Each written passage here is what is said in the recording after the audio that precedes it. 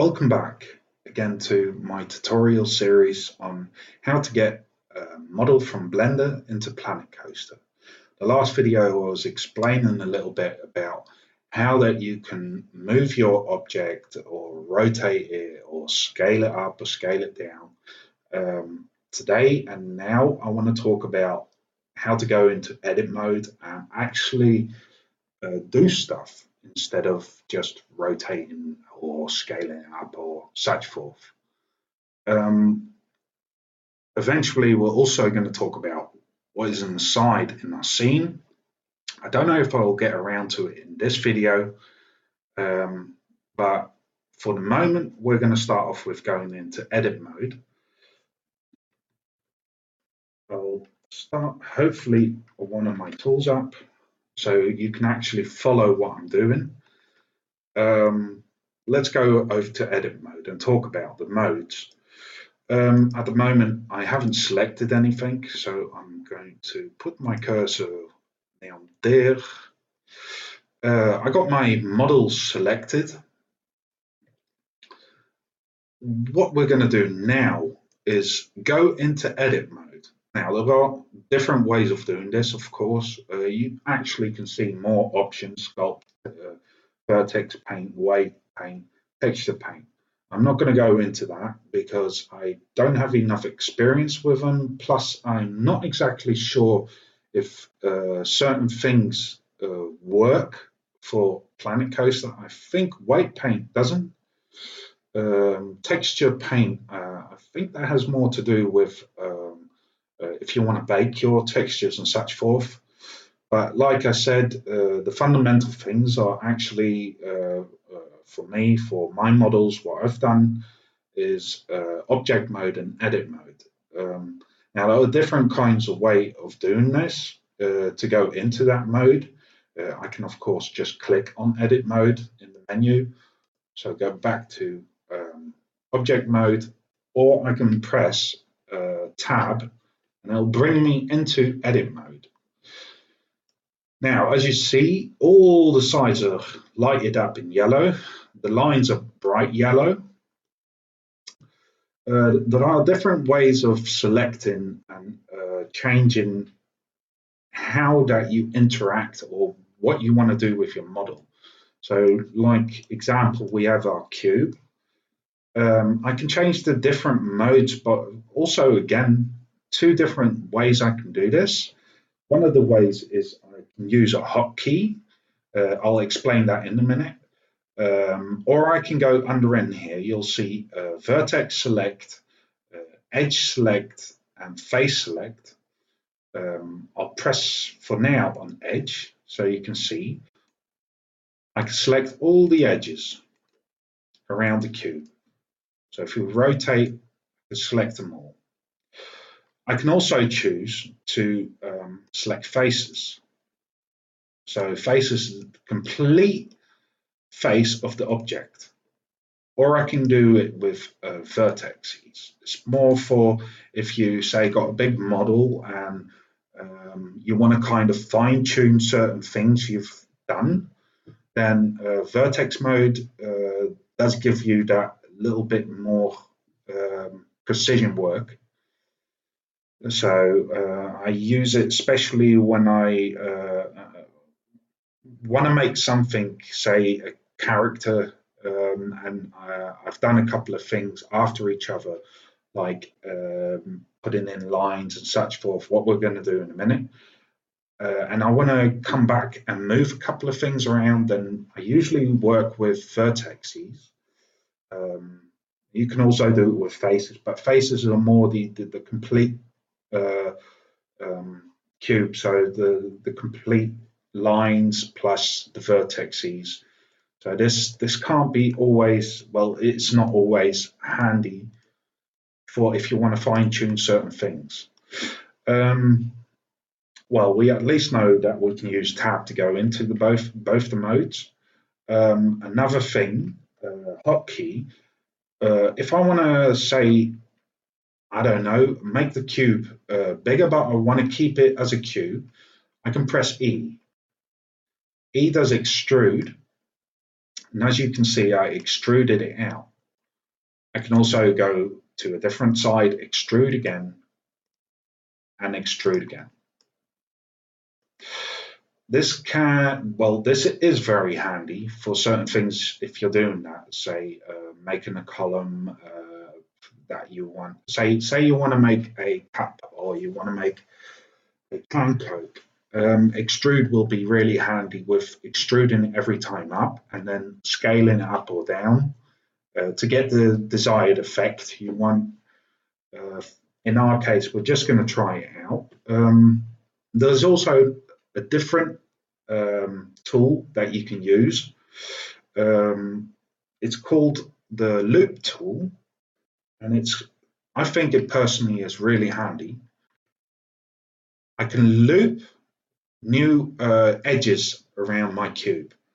I can also decide how many of these edges I want to place next to each other. So if I do 2, I'll get 2. If I do 3, it'll glitch out with me at least. So I'll just do this again. Control R. And say I wanted 4. I could put 4 in, and I can still move it up and down. I can't move it over to the other cube, but I can move it on these 2 cubes where it's literally looped around, and then place it, and then I can individually choose how I want to do it.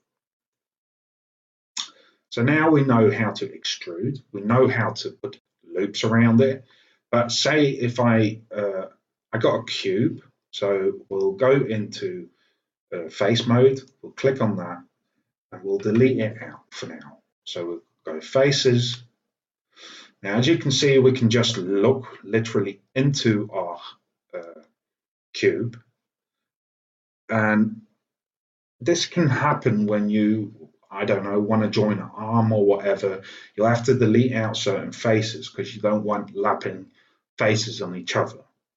It's not logical, and I don't really think it's good performance. Also, not for Planet Coaster to be doing stuff like that. So, but there's an easy tool to fill it up. I will say that do keep to the principle of a square. As you can see above here, we got faces. This is going to be really important eventually when you're making a big model for Planet Coaster. You'll really have to concentrate on the tries. I think tries stand for triangles because a cube is always divided by 2. So we get a triangle eventually. So to slice it down the center, that's going to be really important. Try not to exceed the 8,000 because I bet you anything you'll get the toolkit moaning about that you've got too many triads or faces or such, and it'll most likely not compile it.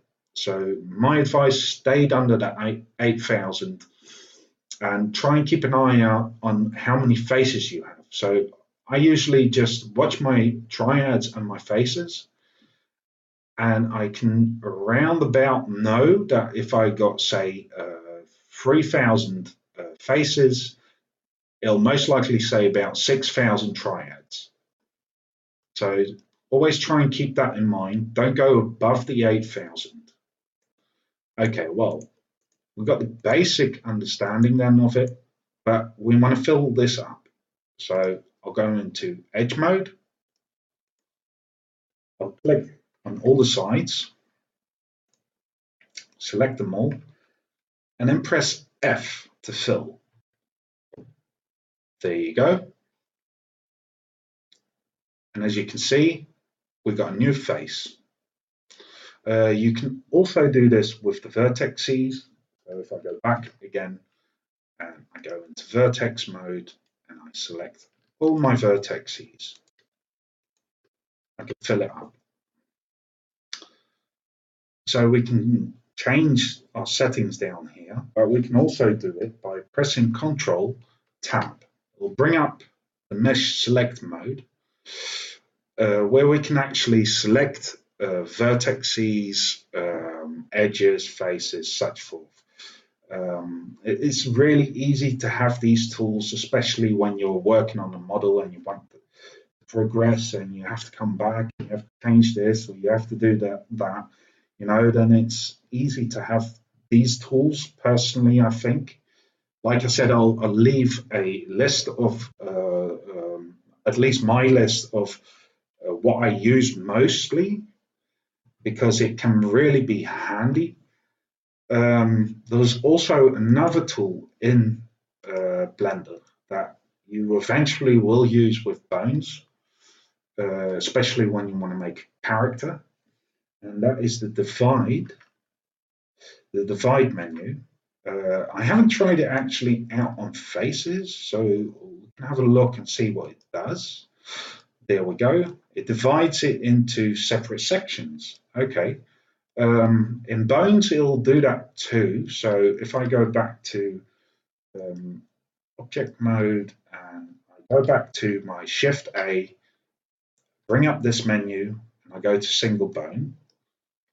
I might be skipping the gun on this, but for now we can have a look and see what happens. Don't forget to go back into edit mode. That's a lot of times I make this mistake by not going into edit mode, and then I bring up the wrong menu and I go like, oh, what the hell, that wasn't the menu that I wanted. So try to remember certain things work in object mode and other things work in edit mode. So try and keep an eye out on that, or try and, well, learn that more or less. So let's divide this bone up into more. So let's do divide. As you can see, there we go. Just move my cursor out of the way. Our bone split in two. Now I'm going to delete out the bone because we're not going to be using this until animation.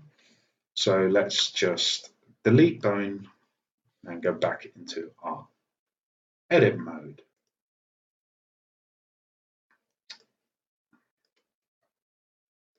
And object mode, sorry, go back into object mode, edit mode. There we go. Okay, so we got our cube more or less. We extruded it. I'll go over the basic stuff. So remember E to extrude. We can do CTRL R to loop, ring it. And I can choose whether I want 10 or just 2. So say 2. I can also move it up and down. Once you let go though, don't go and think, oh, it actually does work. Oh yeah, sorry, it does work, of course. But remember that and once you clicked it, it stays there. So you have to go back. You have to do Control Z to go back again, of course. Yeah, we can move it up and down. Like I said in the first tutorial, we can literally make the weirdest fucking shape. Sorry for my swearing, by the way. Yeah, we can scale it up, scale it down. So we got the S, R, and G. S for scaling, R for rotating, and G for moving around. Or we got our buttons under in. I'm going to end this off. In the next series, we'll actually start making a model and going into two more things. The branch up here under scenery. And also, I haven't gotten around to it in this video, but we'll talk about the local and global. That's something that I do once in a while use. So yeah, I hope this has helped. And in the next series, we're really going to get a start on how to make a model. Thank you for watching.